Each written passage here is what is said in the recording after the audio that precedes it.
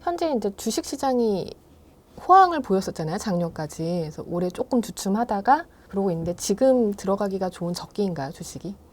작년 초에 제가 보기엔 한 4월, 5월, 6월 이때가 적기였다고 보고요. 한 8월 정도까지 분할해서 들어가는 타이밍이 좀 좋았다고 보고 한번 피크를 찍었죠. 그리고 우리 지수가 전에 3천 넘어간다고 작년부터 떨고는 있었는데 실제 3천이 넘었잖아요. 그 3천이 넘기 위해서는 얼마나 많은 에너지가 밀려 들어왔으면 분출을 했으면 넘었을까요? 보통 휴화산이라고 하는 게 위에서 연기만 모락모락 나고 안 터지는 건 이 에너지가 안 모여서 안 터지고 있다가 에너지가 모인 순간 터지는 거잖아요.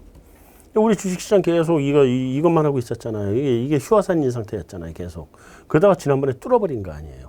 엄청난 에너지가 뚫었죠. 쏟을 거 다 쏟았잖아요. 쉬어야죠. 그거 3,200 간다는 이게 말이 쉬운 얘기가 아니거든. 저 정도 가면은요, 그 조정 기간이 필요해요. 주식시장은 흐름을 제일 기본, 정말 줄이니가 너무 많고, 뭐 댓글, 질문 많이 나오는데, 요 흐름을 이해를 못 하시는 것 같아. 요 흐름을 말씀드릴게요. 붕괴부터 시작을 할게요. 버블이 쫙 붕괴가 됐어요.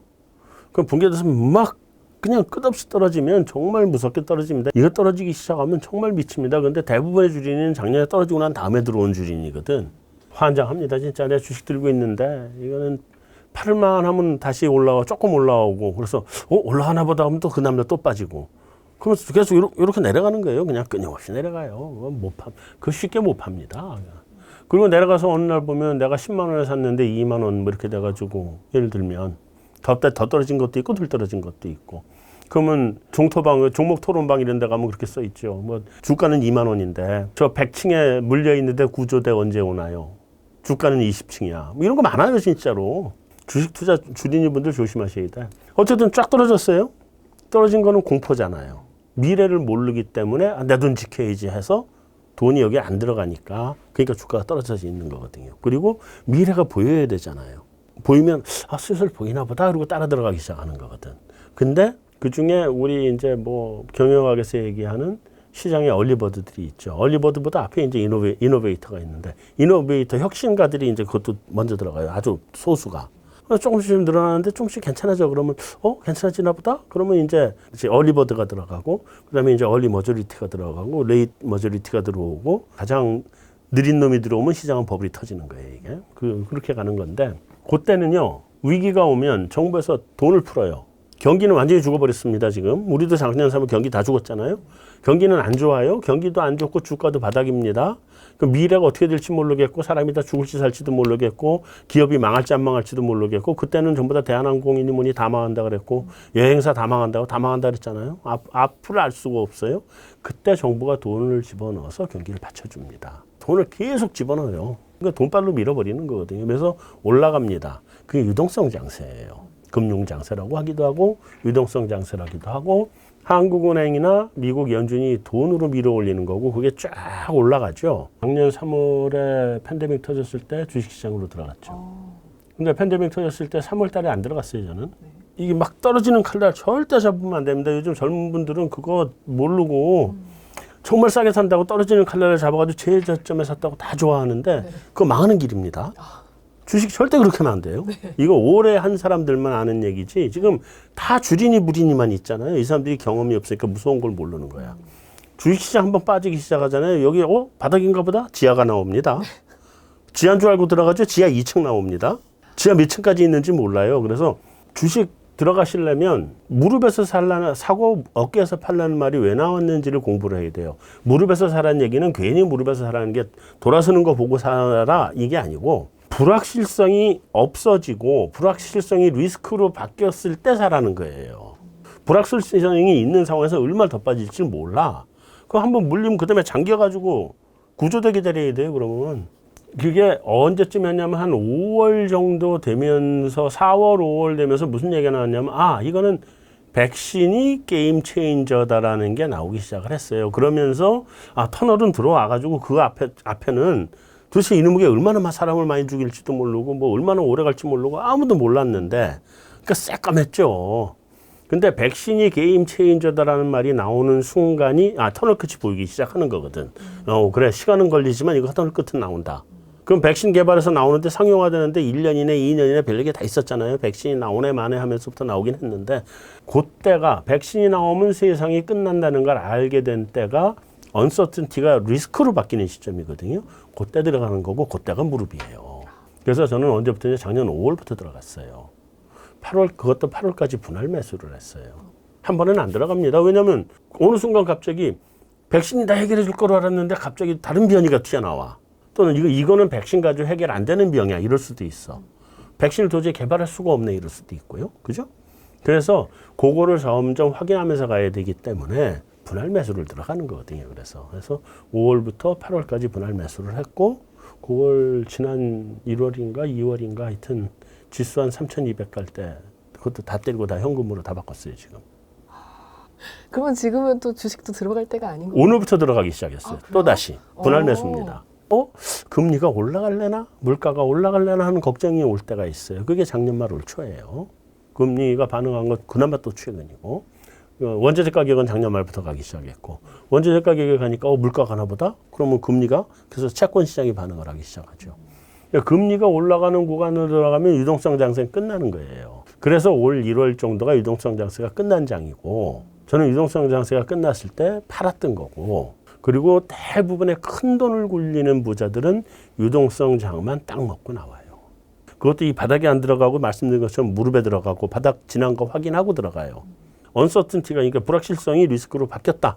그러니까 확인하고 들어가고 그다음에 이거 뭐 상투 찍고 내려오네? 이것까지 확인하고 여기서 팔고 나오고 다시 쳐다보지도 않아요. 원래는. 자 이제 금리가 올라가면 이제부터 실적장으로 바뀌어야 돼요. 실적장으로 바뀌면 그때부터는 정말 그 단기 필마입니다. 이게 장이. 왜냐하면 내가 가지고 있는 종목이 실적을 내면 주가가 올라가고 실적을 못 내면 허방다리 빠진 거예요. 굉장히 힘들어요. 이제부터 시장이. 아주 어려운 시장이에요. 그래서 실적장, 유동성장에서 실적장으로 바뀌면 대체로 유동성장에서는 기술주가 가요. 성장주들. 얘들은 포가 없는 애들이잖아요. 포가 50배도 가고 30배도 가고 100배도 가고. 왜냐면 미래 성장할 거라고 생각해서 그냥 막 찌르는 거거든. 그 돈으로 미는 거예요. 근데 실적장으로 바뀌는 순간 얘가 포 100배까지 달렸는데 얘네 실제로 영업이익 그만큼 낼래나? 하면은 이거 아닌가 보네? 내가 어제 샴페인 너무 많이 마셨나? 뒷골 땡겨 이러면서 그러면 이제 그때부터 떨어지는 거예요. 그래서 이 회사가 포가 예를 들면 100배까지 뛰었어. 근데 그 다음에 영업이익을 잘 내가지고 이 새로 낸 영업이익의 현재 주가를 따서 보니까 포가 30으로 내려왔네? 그러면 가는 거예요. 괜찮아. 근데 영업이익을 못 내. 허방다리야. 그래서 실적 포가 100이 나와버려. 그럼 포 30 될 때까지 주가가 떨어져야죠. 이제부터 그런 시장으로 갑니다. 그래서 테슬라가 떨어진 건가요? 테슬라는 너무 많이 달렸죠. 거기다가 비트코인 투자도 잘못했고. 달려서 이제 기술주는 그래서 이제 끝. 이제부터 경기민감주예요. 이제부터는 경기민감주인데 경기민감주는 뭐냐? 소재 다루는데. 그러니까 정유, 화학, 철강 이런 거 하는데 원자재 펀드도 이미 많이 왔죠. 그런 데들이 이제 실적을 내요. 다음에 해운, 조선 실어 날라야 되잖아요. 그런 데들, 그러니까 소위 자산주라고 얘기하는 것들이 대체로 경기민감주들인데 이런 애들이 이제 영업이익이 올라가는 시점에 왔어요. 왜냐하면 소비가 늘거든. 그래서 지금부터는 이런 실적주로 들어간다.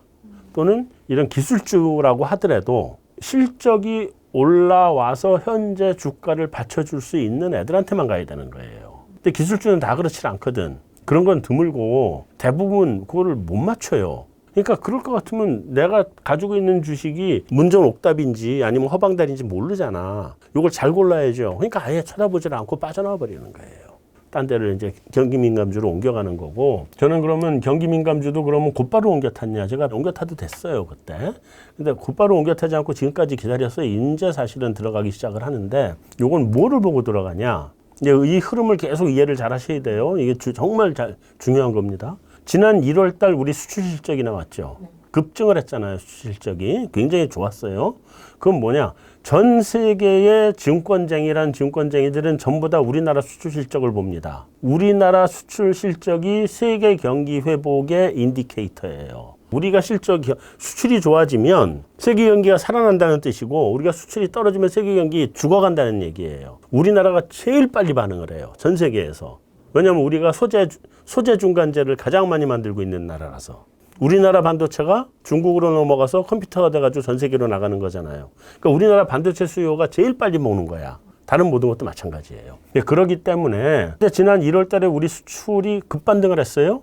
그거 딱 보는 순간 경기 좋아지는구나 하는 걸 저는 이제 생각을 했고. 근데 그거 하나만 가지고 갈 수는 없잖아요. 그때 1월 달에 10% 늘었는데 2월 달에 마이너스 날지 어떻게 알아? 좀 더 확인을 해야 되잖아요. 확인을 하는 게 경기 회복하고 같이 가는 선행이 원자재 가격이거든. 이게 작년 말부터 좋아서 계속 좋고 있는 상태잖아요. 일시적인 건지 아닌지 확인을 해야 되거든. 일시적이 아니더라고 보니까 꾸준히 왔잖아요. 실적장으로 간다는 거 2개 확인했단 말이에요. 그럼 마지막 확인하는 게 뭐냐? 미국의 고용지표예요. 경기가 좋아져야 고용이 늘죠. 그러니까 고용지표는 동행이나 약간 후행으로 나와요. 선행으로 나온다기보다. 근데 고용지표가 좋아졌다는 거는 실적장 가는구나 확인시켜 준 건데 요번에 미국의 고용지표가 모양이 너무 좋았어요. 20만 개 정도 늘어날 거로 봤는데 34만 개가 35만 개가 늘어났으니까 고용의 숫자도 확 늘어났는데 늘어난 거에 질적으로도 좋아요. 뭐냐면 레저 관련된 거 이런 서비스 관련된 게 대폭 늘었거든. 그 미국은 3차 산업, 서비스 산업이 커져야 경기가 좋아지는 나라고 제조업은 조금밖에 안 되는 나라인데 그쪽이 확 좋아졌다는 게 하나 의미고 두 번째 의미는 레저가 좋아졌다. 서비스 중에 레저, 이런 식당 이런 게 좋아졌다. 뭐예요? 사람들 돌아다니기 시작했다는 얘기잖아요. 근데 이거는 안 됐던 부분인데 이 부분이 살아나야 경기가 사는 거거든. 근데 이쪽이 좋아져야 경기가 살아나는 건데 요번 고용지표의 내용이 이쪽이 확 좋아진 게 나왔어요. 그래서 우리가 불확실성을 지났구나. 이제 리스크로 바뀌었네. 그래서 사실은 지금 제가 오늘 처음 까는 얘기입니다. 제가 오늘 지금 분할 매수를 이미 어제부터 시작했고 오늘도 분할 매수하고 여기 온 겁니다. 이제부터는 경기 민감주로 가는 거고요. 경기 민감주가 한동안은 갈 것 같아요. 적정 시점이 되면 근데 경기 민감주가 간다는 건 다시 또 이거 생각을 하셔야 돼. 아까 흐름을 말씀드렸죠. 경기 민감주가 간다는 거는 이제 탈출할 때가 가까워졌다. 이게 당분간은 갑니다. 가지만 경기 민감주가 가면 버블은 여기서 쌓이거든. 이제 버블이 쌓여가는 구간이라고 생각하셔야 돼요. 그러다가 이게 어느 순간에 터진다. 그러니까 경기 민감주가 이렇게 한참 막 치솟으면 그때부터 이제 현금화 전략을 또다시 해야 돼요. 이제 현금 쪽의 유동성을 늘려야 돼요. 비중을 늘리고 있다가 다 팔고 쭉 떨어지면 이 팔고 뭐로 바꾸냐? 이때 팔고 채권으로 바꾸는 거예요.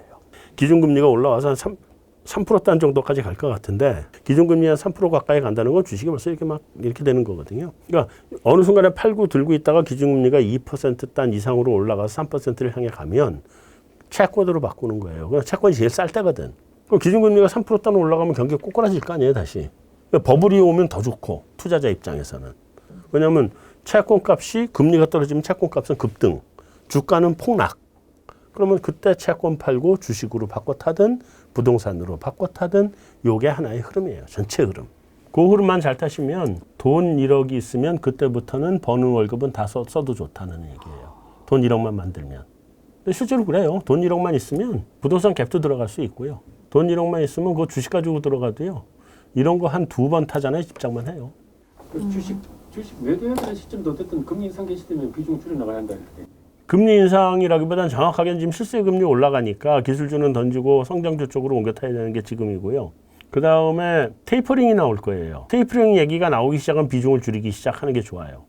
그때쯤부터 이제 가드를 높여야 되는 거예요. 근데 아직은 당분간은 좀 괜찮아요. 비중을 이게 늘리고 현금 비중 쪽으로 가고 현금 쪽에서 이제 채권으로 옮겨가는 타임. 어떤 사람들은 곧버스 하고 이러는데 저는 곧버스는 하시라고 추천 안 해요. 그거는 원금 다 날라가요. 그거 했다 인생 망한 사람 많습니다. 네. 이제 가치주로 들어가야 돼요. 계속 지금 미국 주식시장이 나스닥 죽고 다우존스가 올라가잖아요. 다우존스 쪽이 자산주들이거든. 경기 민감주들. 앞으로 그쪽으로 가요. 정유 이런 거 계속 갑니다. 앞으로. 저 어제 다들 하도 오르죠. 어제 페노션 추천했는데 페노션이 그게 최저갈 때 한 3,000원 정도 가던 게 지금 한 7,000원 좀 안 되게 왔을 거예요. 한번 검색해 보세요. 얼마나 하나. 한때 떨어졌는데 오늘? 장이 워낙 박살이라서 그러겠죠. 좀 많이 떨어졌네. 장 지수 얼마나 나왔어요 지금?